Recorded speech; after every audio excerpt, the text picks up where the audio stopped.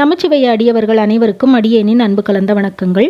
இன்றைக்கு மார்கழி மாதம் 25வது நாள். இன்னைக்கு நாம் பாராயணம் பண்ண வேண்டிய திருப்பாவையினுடைய 25வது பாசுரம், திருப்பள்ளி எழுச்சியினுடைய 5வது பாடல், அதனுடைய பொருள், இதெல்லாம் இன்னைக்கு பதிவில் பார்க்கலாம். முதல்ல திருப்பாவையினுடைய 25வது பாசுரம் என்ன அப்படிங்கிறத பார்க்கலாம்.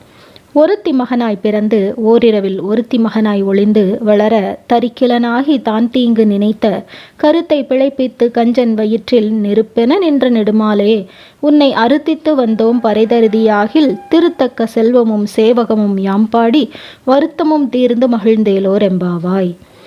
இதனுடைய பொருள் என்ன அப்படின்னு பார்த்தோம்னா, தேவகிக்கு மைந்தனாக நள்ளிரவிலே பிறந்தவனே, அன்று இரவே யசோதையிடம் ஒளிந்து வளர்வதற்காக சென்றவனே, அவ்வாறு மறைந்து வளர்வதை பொறுக்க முடியாத உன்னுடைய மாமன் கம்சன் உன்னை அழிக்க வேண்டும் என்று நினைத்தான்.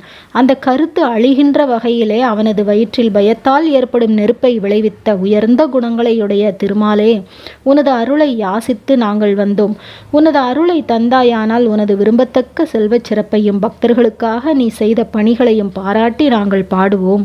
உனது பெருமையை பாடுவதால் துன்பங்கள் நீங்கி இன்பமாய் மகிழ்ந்திருப்போம் அப்படின்னு சொல்றாங்க. அடுத்ததாக திருப்பள்ளி எழுச்சியினுடைய 5வது பாடல். முதல்ல பாடல் என்ன அப்படிங்கிறத பார்க்கலாம்.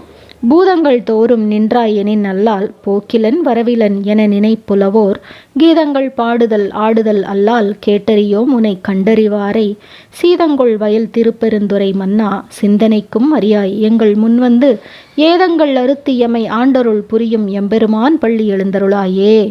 இது மாணிக்கவாசக பெருமான் அருளியிருக்கின்ற திருப்பள்ளி எழுச்சியினுடைய 5வது பாடல்.